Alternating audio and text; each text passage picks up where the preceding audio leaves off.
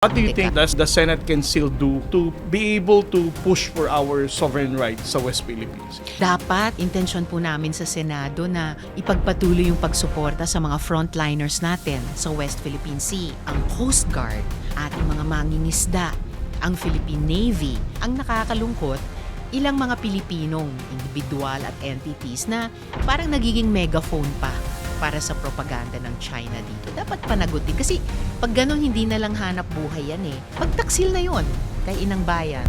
No spin, no lies, just the truth. Isang maganda at masiglang araw sa ating lahat, lalo na sa ating mga kababayang kasama natin sa pakikinig at nakatutok sa Just the Truth mula sa iba't ibang panig ng daigdig. Tuloy-tuloy lang tayo sa makabuluhang talakayan dito sa ating podcast. At gaya pa rin ng dati, makakasama ninyo ang inyong lingkod, J. Tristan Tariela. Sa podcast na ito, layunin nating maghatid ng tama, makabuluhan at napapanahong impormasyon tungkol sa mga halagang usapin sa West Philippine Sea.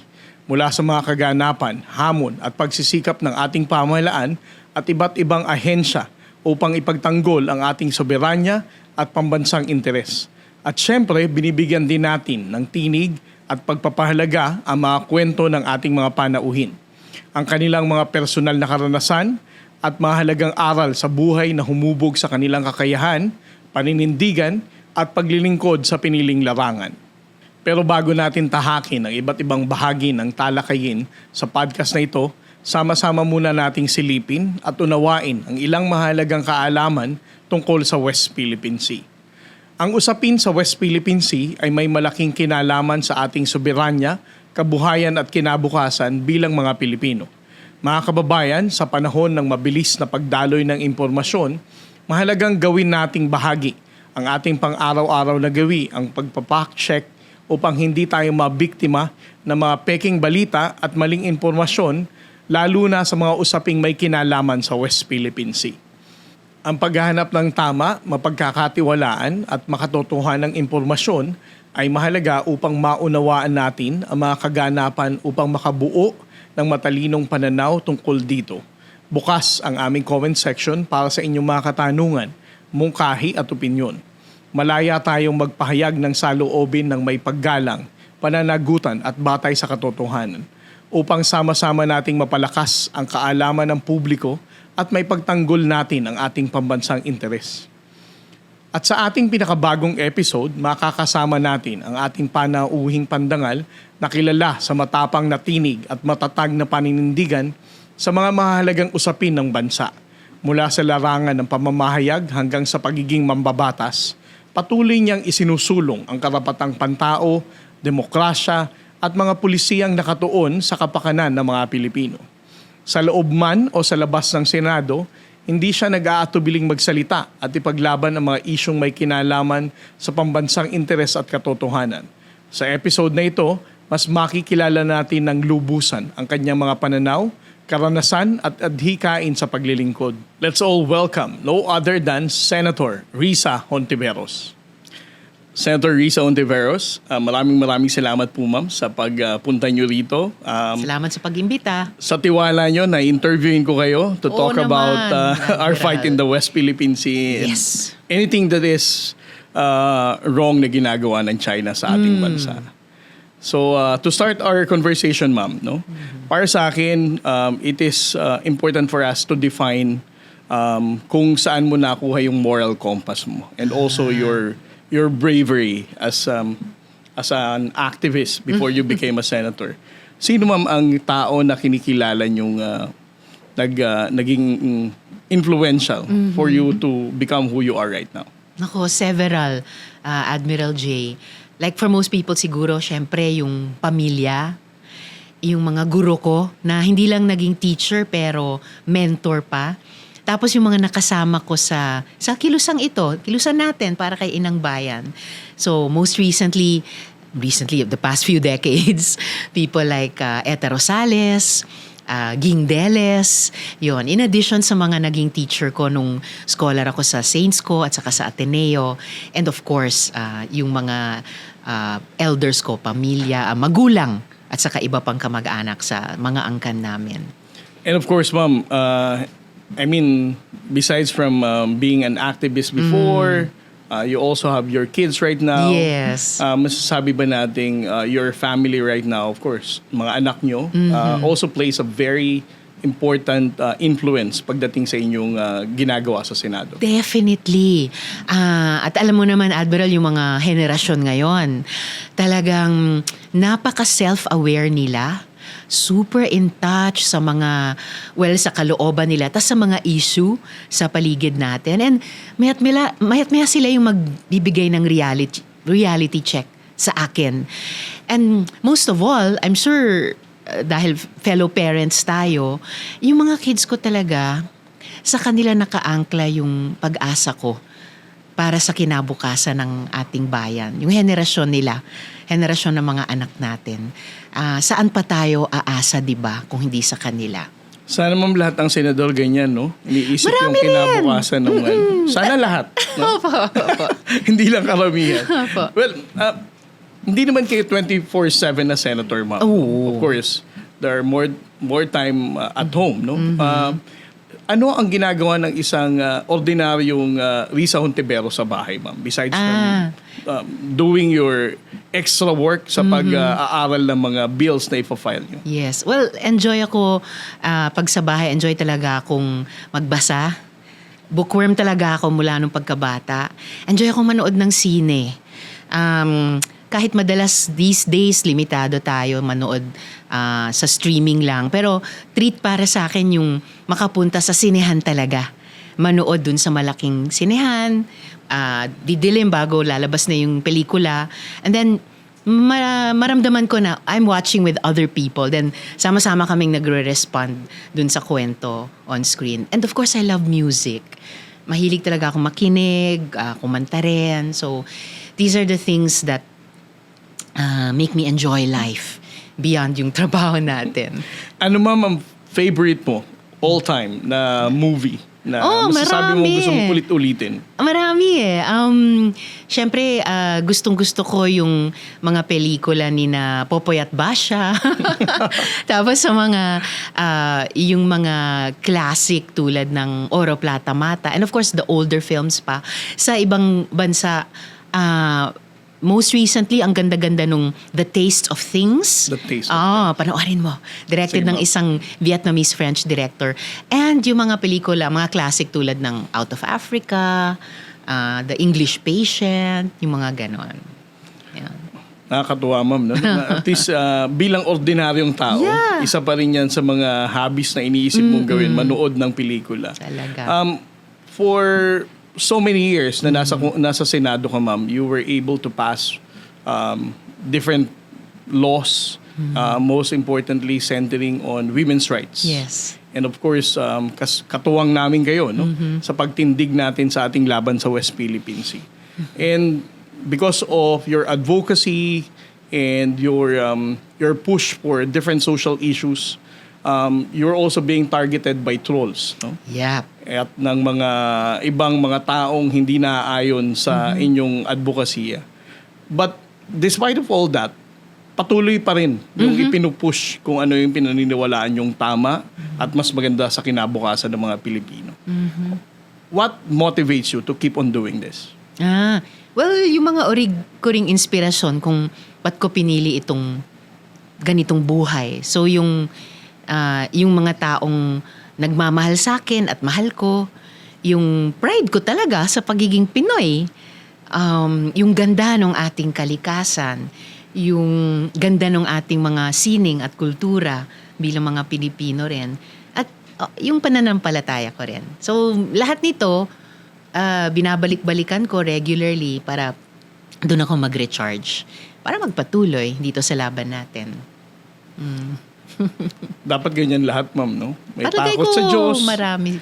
May pagpapahalaga sa pamilya, pag-recognize ng kinabukasan ng mga kabataang Pilipino. I think yan ang pinakamatinding foundation nyo, no? Yes. In pushing for what makes the Filipino lives better in the next coming years. Punta naman tayo, ma'am, sa issue ng China. Okay. In one of your privileged speeches, binanggit nyo, ma'am, na China is becoming a bad guest. Yes. they have been harassing the Filipino fishermen. And despite of the 2016 Arbitral Award, in which we are going to celebrate itong 10th anniversary niya na nitong Nako, July, ma'am. Galing talaga. What Isang do you think dekada. does the Senate can still do, no, to be able to push for our sovereign rights sa West Philippines? Well, dapat at intention po namin sa Senado na ipagpatuloy yung pagsuporta sa mga frontliners natin sa West Philippine Sea. Ang Coast Guard, ang ating mga mangingisda, ang Philippine Navy. So halimbawa, nung nakaraang taong budget debates, nadagdagan po namin ng mga 8.6 billion pesos ang Philippine Coast Guard para gastusin ngayong taon para i-upgrade yung capacities niya, pati yung hardware niya kahit ba modestly, na kahit hindi natin mahabol o mapantayan ang hardware ng say Chinese Coast Guard, at least mas magkaroon ng kakayahan ang Philippine Coast Guard, itaguyod talaga yung pambansang interes natin sa West Philippine Sea. Dun sa problema ng yung pagmanipula ng opinion environment dito sa Pilipinas, matagal na akong nanawagan na magkaroon kami ng investigasyon dyan para matukoy hindi lang yung mga obvious actors tulad ng unfortunately Chinese Embassy dito sa Pilipinas. Ang nakakalungkot, ilang mga Pilipinong individual at entities na parang nagiging megaphone pa para sa propaganda ng China dito. Dapat panagutin. Kasi pag ganun, hindi na lang hanap buhay yan eh. Ano na yan eh, pagtaksil na yon kay inang bayan. And yung umaabot na kasi sa yung tinatawag ng armed forces at ng defense community and intelligence community dito, yung MIFI, yung Malign Influence and Foreign Intervention, nakakabahala. Hindi na tapos sa kwento ni Guo Huaping o Alice Guo yung ganyang problema. At ito, nasundan pa nung kaso ni Joseph C., halimbawa. So, mukhang hindi pa tapos ang kwentong iyon at kailangang siguruhin, i-secure, i-safety, kumbaga, yung iba't ibang mga sektor at iba't ibang mga institusyon natin na dapat ay talagang Philippine national interest Yes, ang ma'am. china-champion. Regarding, ma'am, dun sa comment nyo ng mga agents of misinformation, Yes. narinig natin there are some sectors of our society na nagsasabing kailangan na natin talagang i-curtail itong social media posting. Kasi the social media platforms ang ginamit na ng China para mabago, ma-shape ang public opinion to divide us as one country. No? Naniniwala ka ba, ma'am, na for some trolls, no, or agent of misinformation ng China na nagsasabing we cannot do anything about it because it will be curtailing their freedom of expression. Do you believe that there is a limitation for the freedom of expression, especially if it crosses national security already? In principle, yung mga freedoms na yon, yung mga liberties na yon, protected talaga ng konstitusyon natin. Alinsunod din sa mga international conventions. At kami o tayo na nagtatrabaho sa gobyerno, obligasyon natin protektahan din yon. Pero, and I will say pero, kailangan may accountabilities kapag inaabuso na yan. And that's why kahit sa ibang mga batas, halimbawa para sa bata, laban sa online sexual abuse and exploitation of children, meron na tayong mga precedents dyan, best practices na binibigyan ng accountabilities, halimbawa yung mga internet service providers, yung mga social media platforms mismo, saka yung mga financial intermediaries na pinagdadaanan ng mga transaksyon na in that case, nananakit sa interes ng mga bata at mga babae. And in this case that we're talking about, sinasaktan yung interes ni inang bayan. So I think na habang pinoprotektahan ng Estado o ng gobyerno yung internet as originally happy place, safe space, pero nakikita natin ngayon inaabuso ng ilang malign actors. So, protektahan pa rin yun para sa karamihan ng tao bilang place na pwedeng maging community sa isa't isa, pero mag-crackdown on yung mga actions na lumalabag sa batas at nananakit sa tao at binabali yung facts at yung katotohanan. So it has to be that kind of general protection and upholding, pero targeted na pagsingil ng accountability for malign actions. Speaking of malign actions, ma'am, regarding Pogo, you describe Pogo as a Trojan horse of the Yes. People's Republic of China. Yes. Although na ipasara na siya dahil sa pag-uutos ng ating Pangulo, do you believe that there are still existing, na masasabi natin parang Pogo pa rin Yes. na nandito sa Pilipinas that we still need to address? Definitely. Kaya halos, ewan ko kung may pahinga pa o pahinga na yung mga law enforcement authorities kasi nababalitaan natin tuloy-tuloy yung mga operations nilang pag-raid, pag-rescue sa mga victim survivors at pagpapasara sa mga operasyon that parang nag-evolve post-Pogo, supposed to be post-Pogo, pero ngayon gumagawa na lang sila ng bagong revenue stream pero ginagamit pa rin yung ganyang pamamaraan at pati skills ng mga tao. May nabalitaan ako, Admiral, na yung mga dating regulators sa mga social media platforms nung nung nawala yung mga Pogo, pinapirate itong mga dating social media regulators na halimbawa na lay-off sa trabaho dahil sa artificial intelligence. Kinukuha sila ng mga dating Pogo na nag-evolve into scam hubs para sa iba't iba klaseng mga financial and other kinds of scams. So, hindi pa rin talaga sumusuko itong mga dating Pogo sa Pogo ban. And kaya kailangan talaga patuloy na maging masigasig yung mga law enforcement agencies natin sa final na pagpapasara ng mga dating Pogo na ito.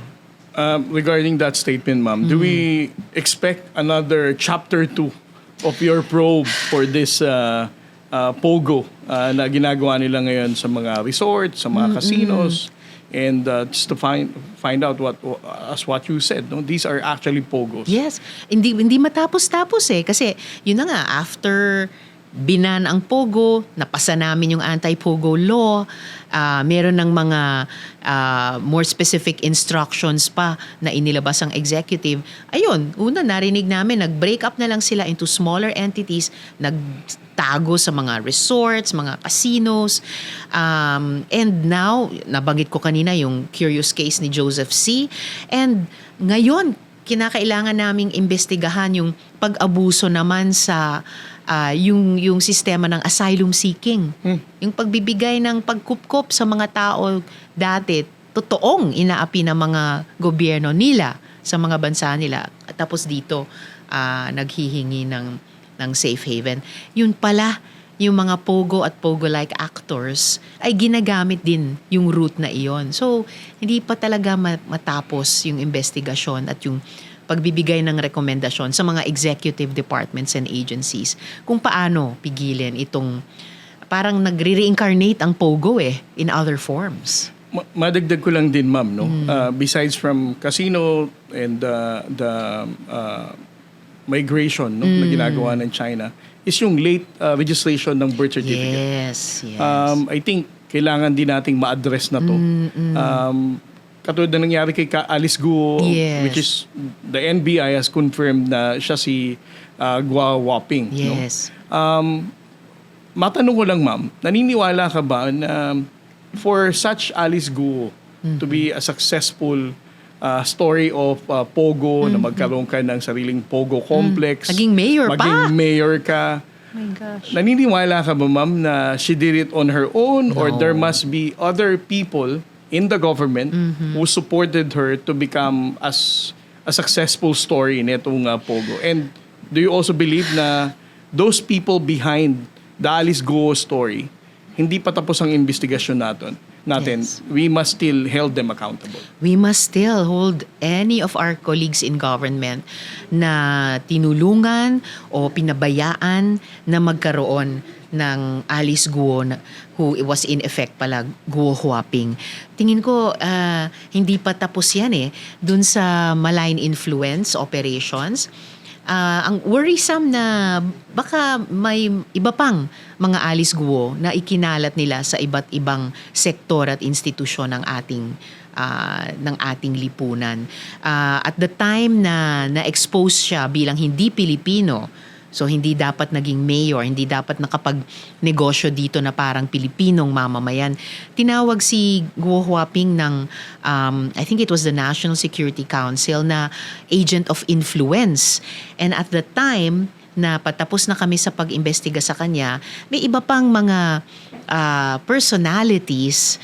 Halimbawa, kung maalala ko ng tama yung pangalan, si Ma Dongli, na sabi niya, napag-alaman na nasabi niya, na ahente daw niya si Guo Huaping, and she was his agent, kasabay ng isa pang person of interest sa amin nung investigasyon. So, ibig sabihin, nagkaroon na ng modus operandi na ganito, and if there was a Guo Huaping at meron siyang kasamang ahente din, itong handler nila, there are probably others, at may mga napag-aalaman nung ating defense community na Alam mo, iba ma'am, pa. speaking of Alice Guo, ang pinagtataka ko dito, tumakbo siyang mayor. Yes. Ibig sabihin, binoto rin siya ng mga kababayan niya sa Tarlac. Opo. And everybody knows definitely kung ano talaga ang background niya. When you conducted this investigation, you talked to the witnesses and the people from the municipal government kung saan mayor siya.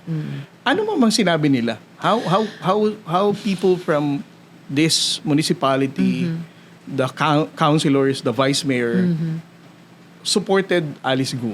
Well, talagang mas mahigpit naming tinanong yung mga naging kasama niya sa local government unit kung paano ito nangyari, paano nila nabigyang daan na mangyari ito. As for yung mga constituents nila, yung mga kababayan natin sa Bamban, I believe most, if not all of them, acted in good faith bilang mga mamamayan, bilang mga botante. Kasi apparently, nag-conduct talaga si Alice Guo ng parang endearment campaign. Talagang sinadya niyang mapamahal siya sa mga tao. Sabi nung mga taga roon, galante siya, generous. Tapos, di ba, nakita naman natin siya, lalo na nung mga early hearings, na charming siya, sweet ang dating. So talagang sinadya niyang hulihin ang puso ng mga tao, mga kababayan natin na pinroyekto niyang maging constituents niya dun sa munisipyo. But there's an end to every yung pagkukunwari di ba? Kung hindi ka talaga Pilipinong mamamayan, eventually malalaman na oo nga, mamamayan ka ng ibang bansa, ng China. And that's how the investigation progressed. Kahit matagal, mahirap, pero eventually, napag-alaman na, in effect, niloko niya yung mga constituents niya doon sa Tarlac. And siguro, ma'am, no? Besides from the cuteness and charm ni Alice Guo, meron kasi siyang pera and Yun, machinery, no? yes. That she can really buy everybody sa buong town para masabing siya ang karapat-dapat na mayor dito. Yun ang ginamit niya para ikampanya ang sarili niya na maging katanggap-tanggap o mahalin at eventually suportahan bilang mayor. Resources talaga. Going back to the issue of Pogo, ma'am, the executive has already issued an executive order to Yes. close down Pogo. Naniniwala ka ba, ma'am, na it's still not enough? Do we still need to pass a law really to put a stop on online casinos like Pogo? Yes, dahil ang online casinos at yung naging Pogo hubs noon hanggang ngayon ay hindi lang economic activity, pero nakita po natin sa investigasyon namin, unfortunately, tied talaga siya hanggang sa issue ng national security. Kasi kung yung ganitong Pogo ay isang cog sa overall machinery na hinahati tayong mga Pilipino, nililito tayo sa ganitong mga issue, pinahihina yung loob natin tungkol sa mga usapin ng pambansang kasarinlan hanggang pa nga sa West Philippine Sea, then definitely the Senate should and can do more. Lalo na kami yung treaty-making body ng gobyerno. Nung patapos na nga yung investigasyon namin dyan sa POGOs, umabot talaga sa mga draft recommendations na i-update yung ating anti-espionage law, no, i-update yung mga pati yung ating mga national defense law. May marami pang dapat at kayang gawin ng Senado para maging kapaki-pakinabang yung ganyang mga findings at rekomendasyon ng isang tumagal din ng ilang taon na investigasyon. Because of your push against Pogo, ma'am, ang mga criticism sa iyo ng mga trolls is that you're already crossing the line between being vigilant and xenophobia. Ay, nako. What's your reaction to this? Not at all. In fact, yung maternal great-grandmother ko ay pure Chinese. May mahaba siyang queue, yung tirintas ng buhok niya. Pero sabi din ng lola ko, ang hindi iyo, wag mong kukunin. Sabi din ng lola ko yan. So, pati yan natutunan ko bilang isang Pilipino. And everything is on the issue. Hindi ito namimersonal laban sa mga ibang Chino na nandito sa Pilipinas at sumusunod, hindi lumalabag sa ating mga batas. At lalong hindi ito laban sa mga Filipino-Chinese community or Chinese-Filipino community natin dito sa Pilipinas. Na mga Pilipino tulad natin at ang karamihan sa kanila, naramdaman ko all throughout that investigation, ay sinusuportahan yung maayos na kondukta ng komite. Marami din sa kanila ay in good faith nakinabang, lalo na yung older generation, dun sa late registration of birth certificate. Pero maayos nilang sinunod ang mga proseso, ang pag-submit ng requirements ng PSA. Hindi naman sila nagtayo ng Pogo, ma'am. Hindi naman sila nagtayo ng Pogo. At hindi sila nagkunwaring Pilipino kung originally mga Chino sila, yung iba sa kanila dumaan dun sa Alien Certificate of Registration at yung karamihan nila, yung mga failed China kababayan natin ay kung nagpa-late registration ay for good reason, in good faith. Hindi yung sila ay Chinese citizen noon pero nagkunwaring pinanganak bilang Pilipino. And I don't think, ma'am, no, na ang mga Filipino-Chinese dito sa Pilipinas are supportive also of what the Chinese is doing in the West Philippines. Yes. Marami sa kanila rating din ng komunikasyon na kami rin gusto namin suportahan ang mga mangingisda, Coast Guard, Navy natin sa ating karagatan. Marami sa kanila nung ibang mga investigasyon naman nagparating na gusto rin namin na yung grid natin ay nasa kamay nating mga Pilipino. Hindi overly represented ang China doon. Marami din sa kanila nagparating ng komunikasyon na dun sa usapin ng telecoms natin na dapat merong pagtangkilik talaga sa pambansang interes ng ating bayan. And marami naman tayong friends, ma'am, na Filipino-Chinese. Marami, Hindi of naman course. sinasabing kapag tumindig ka sa West Philippine Sea, galit ka na sa Filipino-Chinese. No? Hindi. At marami nga sa kanila ay kasama nating Yes. tumitindig para sa West Philippine Sea. And the main reason kung bakit tayo ay tumitindig sa West Philippine Sea is because bilang Pilipino, in which the Filipino-Chinese also recognize themselves Yes. as Filipinos now, ay may karapatan talaga sa issue ng West Philippine Sea. Talaga. Another issue na binabanggit natin ngayon, ma'am, pagdating sa foreign interference and malign influence ng China is, of course, itong nalalapit na 2028 election. How do you see how the Chinese FIMI operation would also change the result or somewhat influence the decision making of our Filipino voters sa pagboto ng presidente, ng Senado at ng mamumuno sa kanilang mga LGUs?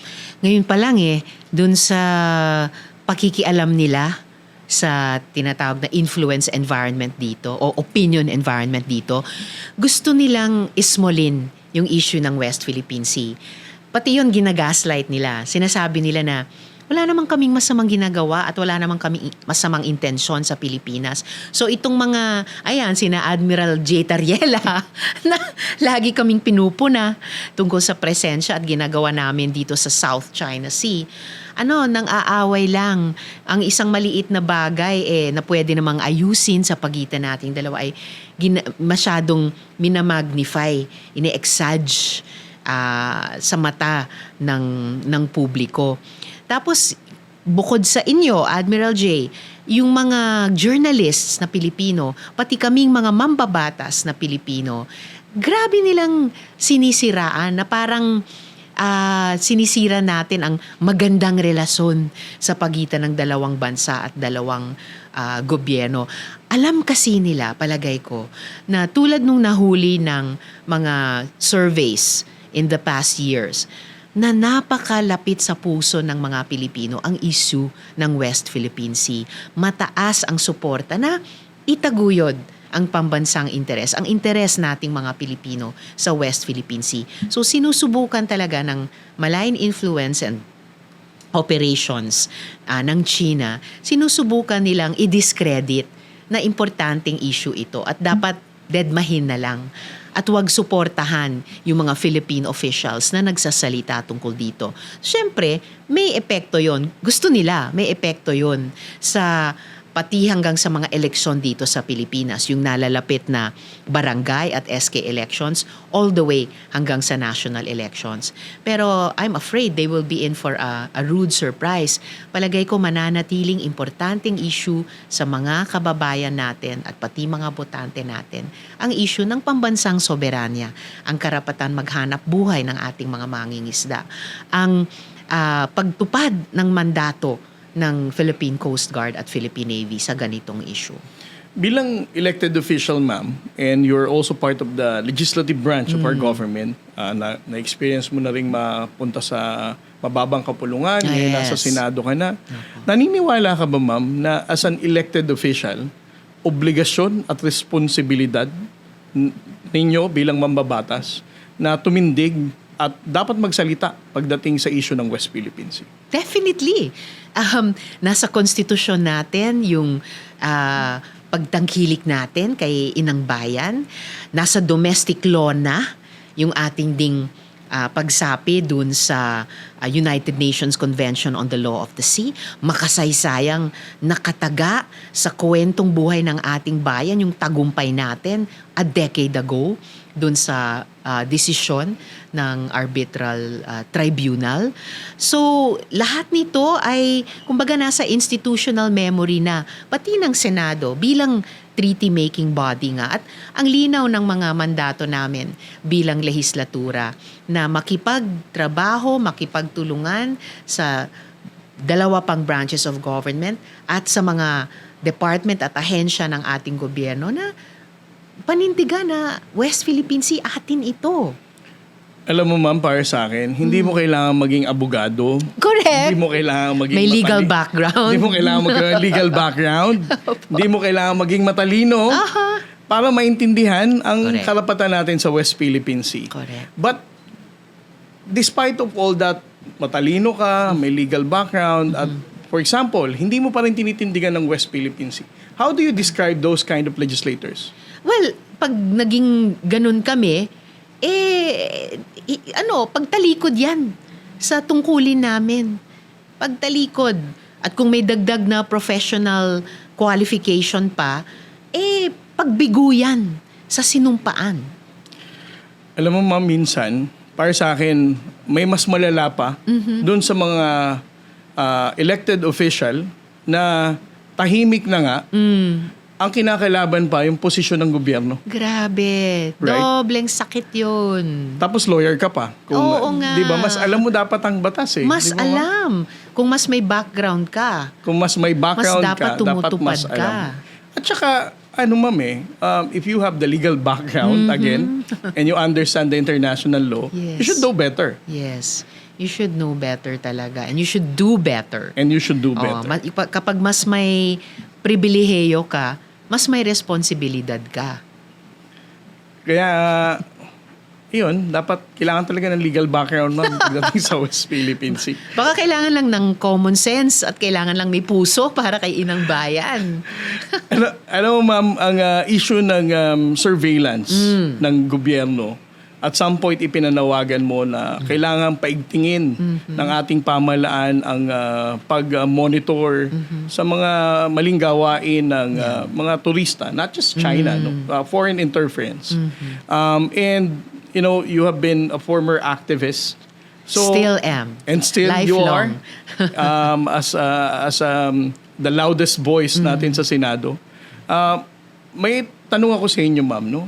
As an activist, as still you are as a senator at the same time, paano mo i-distinguish yung panawagan mo sa power of the state for surveillance at the same time masasabi mong hindi sumusobra ang gobyerno dito for national Importante security? yon. At nandun yun sa konstitusyon natin. Kaya nga may konstitusyon. Ito yung, kumbaga, sumusuporta, rumeresbak sa bawat individual na mamamayan kapag kaugnay yung all-powerful state. So ulitin ko yung conversation natin kanina tungkol dun sa social media at yung freedom of speech and expression. Naniniwala ako na obligasyon ng estado natin, ng gobyerno, na protektahan ang karapatan at mga kalayaan ng ating mga mamamayan at ng bawat mamamayan.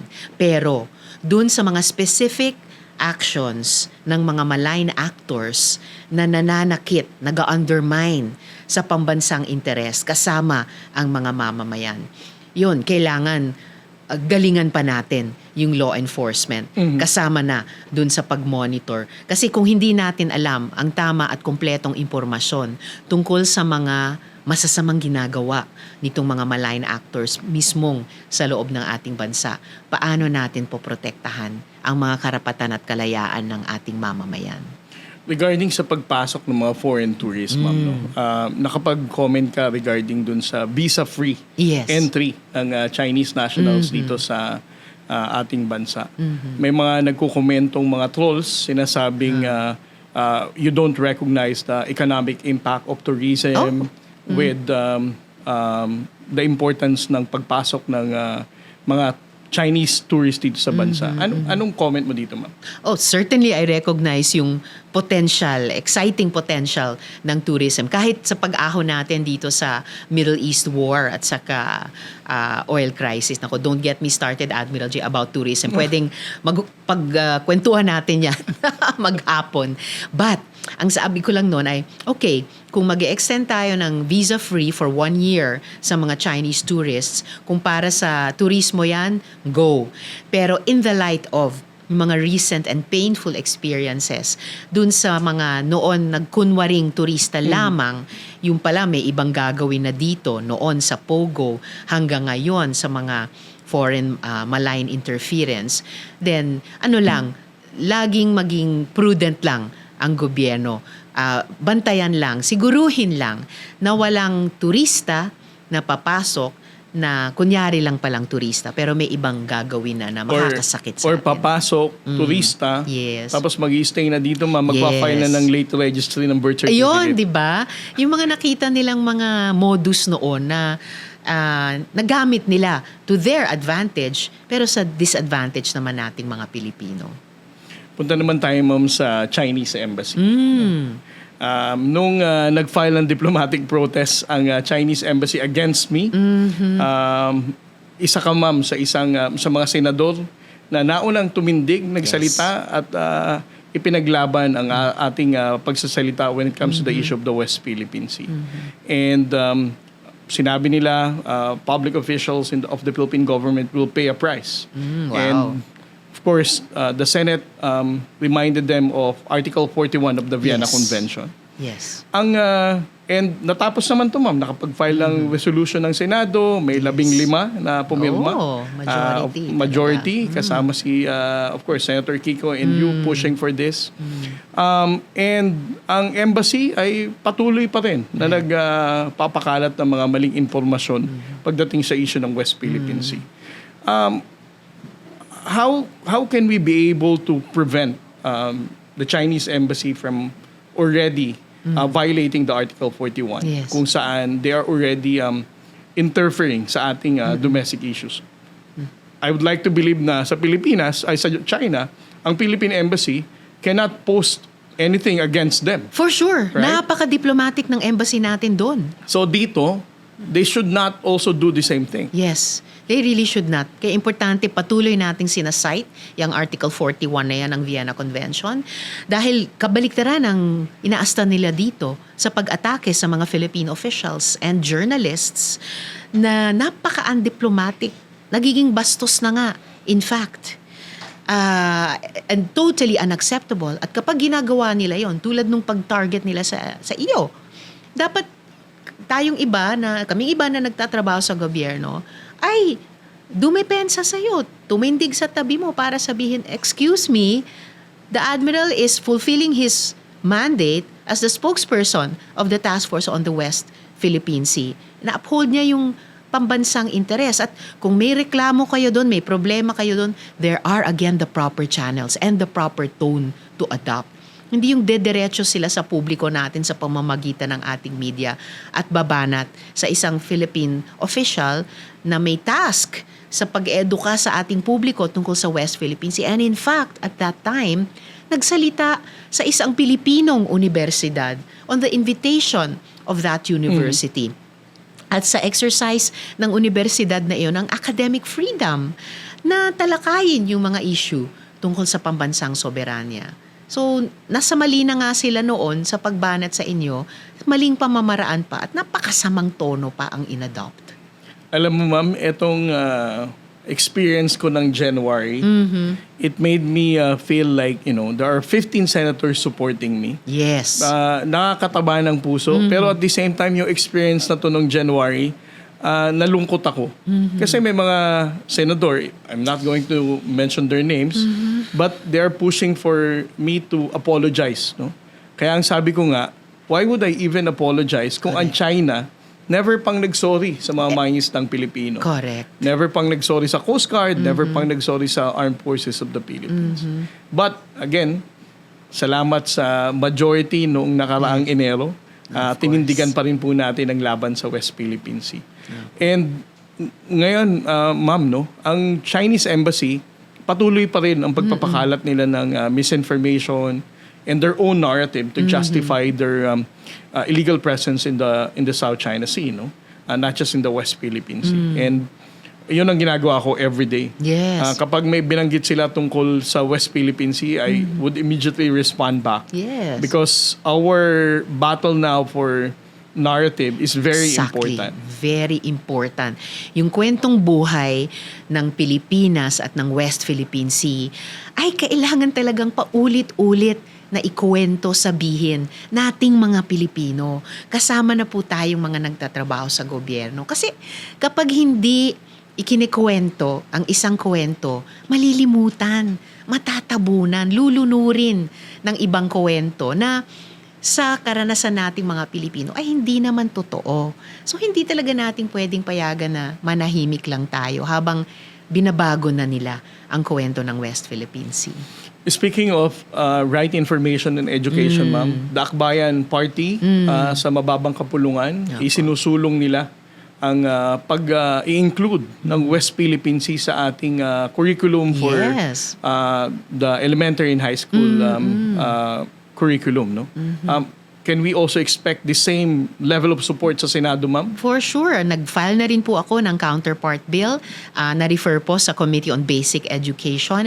Unfortunately, wala pang pagdinig pero na-file na po iyon. And ito, consistent lang dun sa, naalala nyo, Admiral J, yung not synopsis, pero yung afterword dun sa Rock Solid, yung libro ni Marites Dangilan Vitug tungkol sa historic case natin sa tribunal. Nakalagay dun at matagal na ring rekomendasyon ni Justice Carpio, ituro talaga ang tungkol sa West Philippine Sea sa lahat ng antas ng ating education system. So we will definitely continue pushing for this.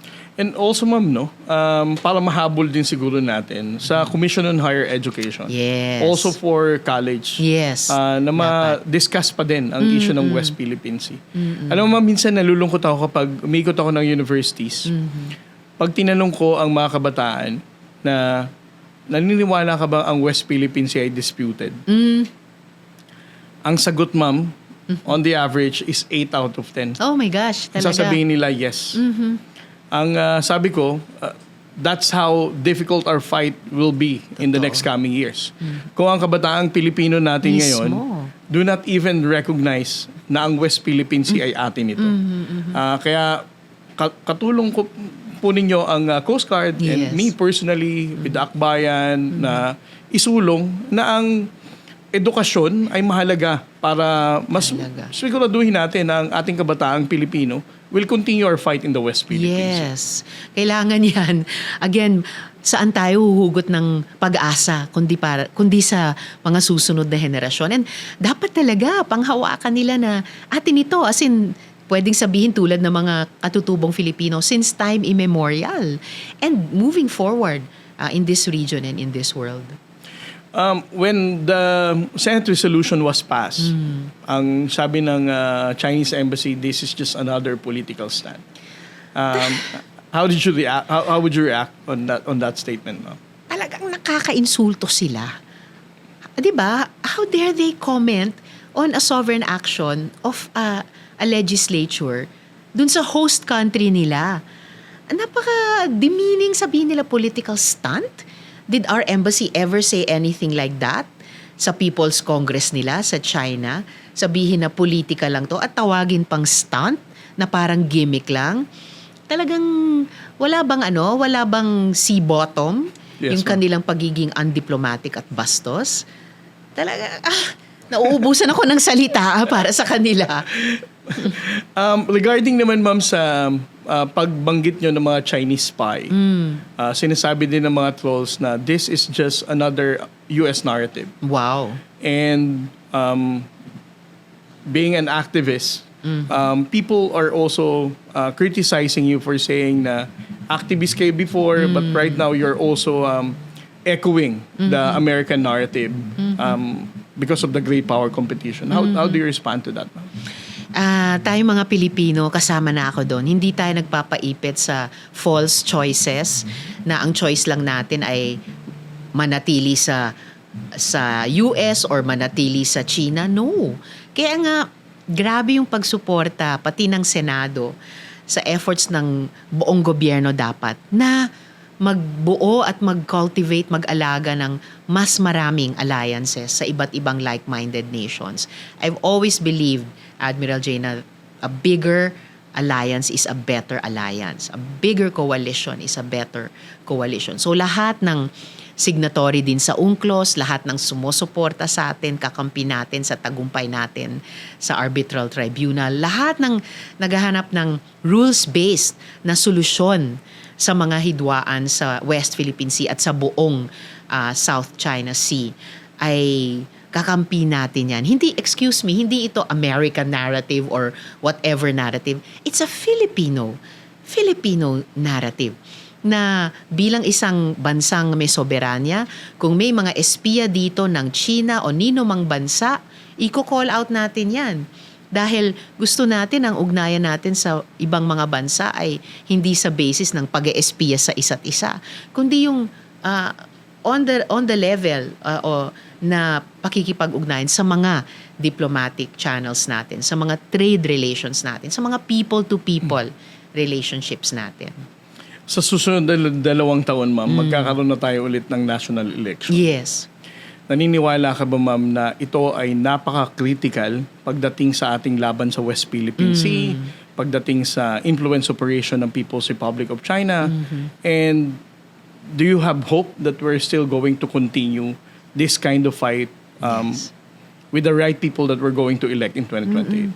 Hari nawa. And I always have hope. Kahit sa mga araw na hindi ako masyadong optimistic, pero lagi akong may pag-asa sa puso ko. At yun ay dahil nakikita natin ngayon ang taas ng interes ng ating mga kababayan dito sa mga issue ng West Philippine Sea. Mataas ang suporta na patuloy na ipaglaban at ipanalo ang interes ng mga Pilipino sa West Philippine Sea. And moving forward, naniniwala ako na itong pride sa pagiging Pinoy at pagnanais na alagaan ang ating mga interes sa buong kapuluan kasama ang ating karagatan ay hindi mawawala at mananatiling bahagi ng pagpapakilala natin sa mundo bilang isang bayan na sino ang Pilipino at ano ang Pilipinas kasama ang West Philippine Sea.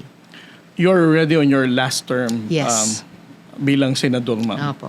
If ever you will already be on the you'll be on the private sector, will you still continue our fight in the West Philippines? Definitely. Lalo na kung babalik ako sa civil society and iniisip ko na kung hindi man ako magpatuloy sa politika pa, although isang malaking konsiderasyon at paghahanda yun sa ngayon. Pero, and eventually, kapag eventually retired na ako sa politika, bilang babalik eventually sa teatro at musika, or eventually gusto kong maranasang magtrabaho sa NGOs ulit at pati sa mga international NGOs, ay hindi mawawala sa puso ko ang pagtaguyod sa West Philippine Sea at yung panawagan natin na atin ito.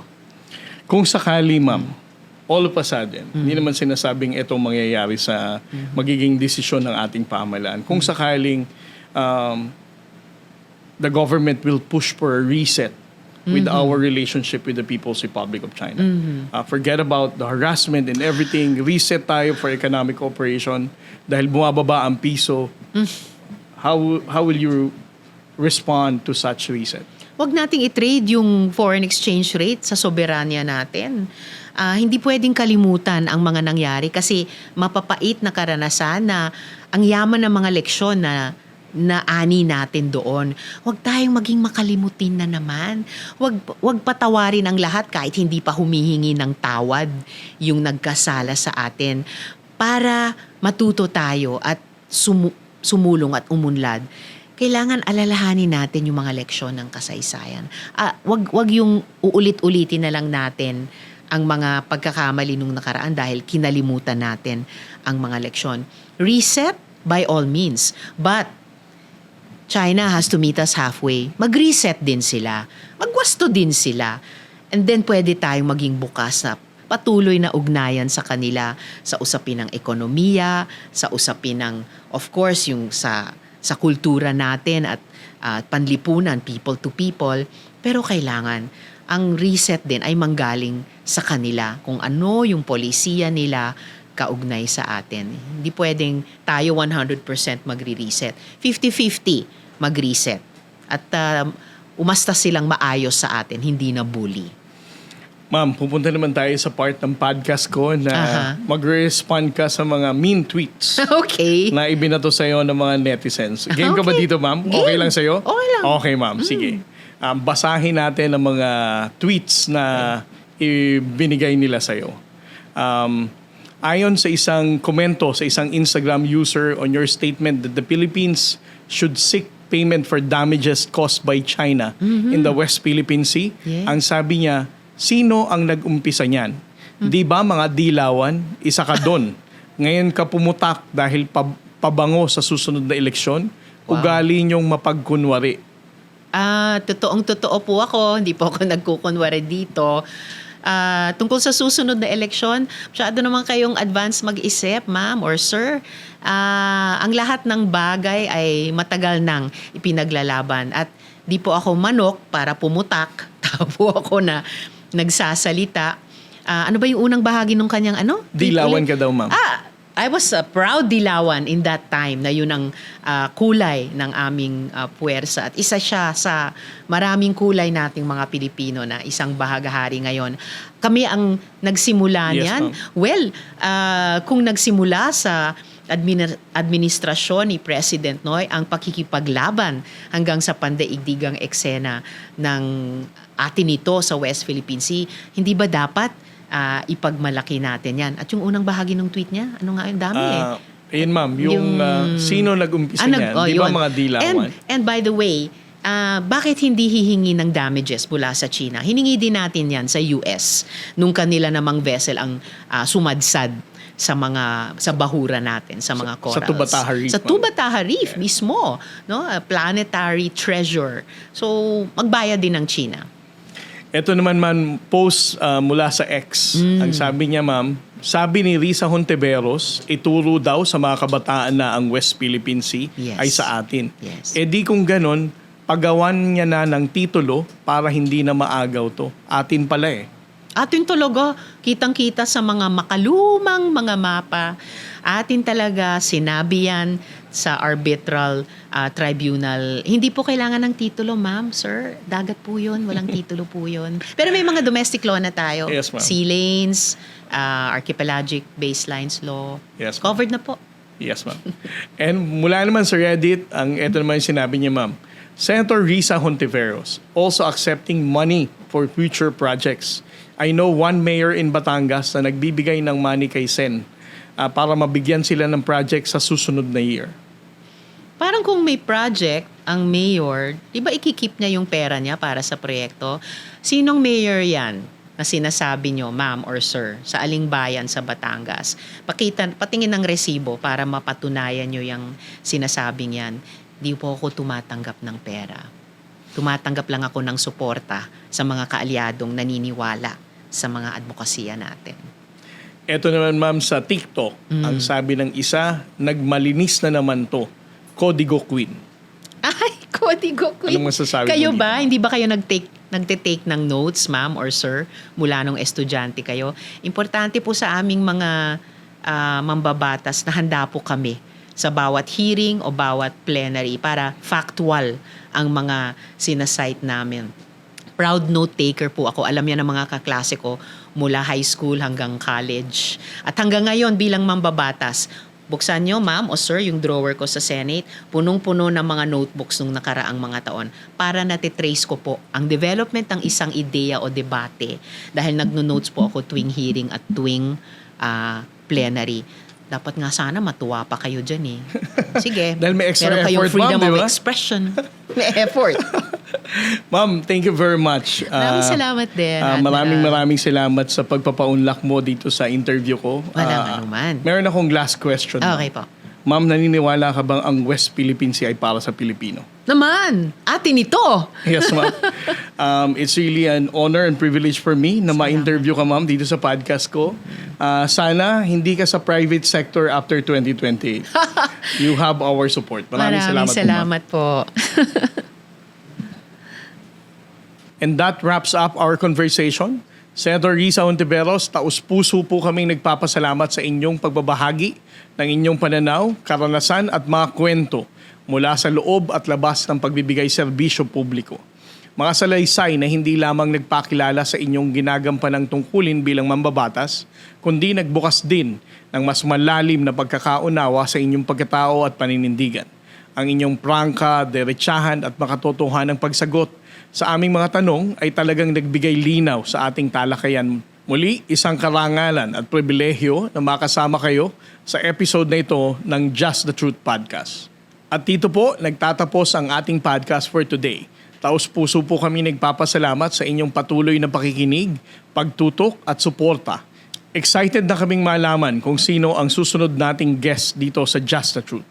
Kung may mga suwestyon kayo sa ating podcast, huwag kayong mahihiyang ibahagi ito sa amin. Hanggang sa susunod nating episode dahil mas marami pang kwentong may aral, inspirasyon at katotohanan ang aabangan natin. Muli, ako po si J. Tristan Tariela, nagbabahagi ng mga talakayang hinugot mula sa tunay na karanasan at makatotohanang kwento. No spin, no lies, just the truth.